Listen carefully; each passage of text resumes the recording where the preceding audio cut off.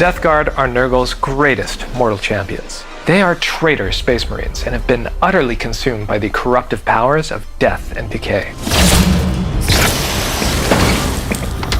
Combining their own toxic plagues with mutations granted by the Bloom, they'll become powerful obstacles for the Grey Knights. The Bloom is Nurgle's gift to humanity, a plague unlike anything the Warhammer 40,000 universe has seen before. As a galaxy-spanning plague, Bloom seems to spread through corrupted seeds, objects carried by Nurgle's minions that radiate with a foul essence, corrupting and mutating any life nearby. Once the Bloom infects a planet, it will slowly fester with these corrupted growths called Bloom spawn that will spread across the planet until all life is consumed, and it can be turned towards the Chaos God's designs. As part of the main campaign storyline, you'll be delving into arcane lore, researching ways to combat this growing corruption. Once a planet is infected by the Bloom, Nurgle can actively interfere with your combat missions, sparking warp surges that can cause all sorts of unpredictable events on the battlefield. Warp surges can summon new enemy reinforcements, trigger powerful boons and mutations in enemies, as well as restrict your knight's abilities.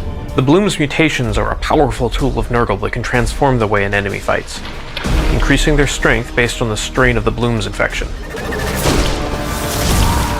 For example, one planet may be infected with the strain of Pain, which tends to give enemies higher damage mutations.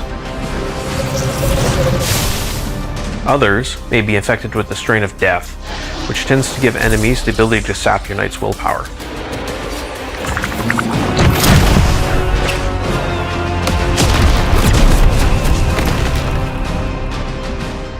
Another factor you'll have to contend with is that the longer the Bloom is left to corrupt a planet, the stronger and more frequent these incursions will become. It's crucial to manage the Bloom's outbreak at the strategic level. On board your strike ship, the Baleful Edict, you'll have limited resources to spend trying to contain the plague. You can focus on researching powerful stratagems and purity seal upgrades for your weapons and armor. That'll give you an edge in combat. But you can also spend resources on your ship, improving its ability to respond quickly to new combat missions, and suppress the Bloom's corruption. Against the forces of chaos, you will have to make difficult choices that can have far-reaching consequences in the overall campaign. Ensuring your strike cruiser is operating at its fullest potential is vitally important to your success. This is a Warhammer 40,000 game, so we have the advantage of working with all the finely detailed Games Workshop miniatures as our reference. And the codexes give us a lot of material to work with as well. The armaments and abilities of the knights and enemy units have been tied tightly to the miniatures that influence them. But because our game mechanics are very different from the tabletop experience, we were able to pitch some tweaks and totally novel abilities for all the units, as long as they match the theme and lore requirements of the world. Throughout the campaign, you'll cross swords with greater demons, demon princes, and other gigantic foes. These are Nurgle's champions with unique abilities, and they represent a massive obstacle to defeat. They're also a big change from the regular enemies you'll have been fighting up to that point. They destroy everything in their path. They can pick up and hurl knights through walls and crush them underfoot, even collapse whole sections of levels. These are real David versus Goliath type battles. Each of the Lords of the Bloom has their own unique personality and strategies. Let's just say you'll need to put together a lot of what you've learned and built up with your knights to take these guys down.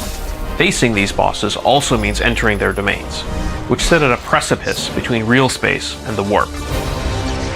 These are among the most corrupt environments. Well, except for... What?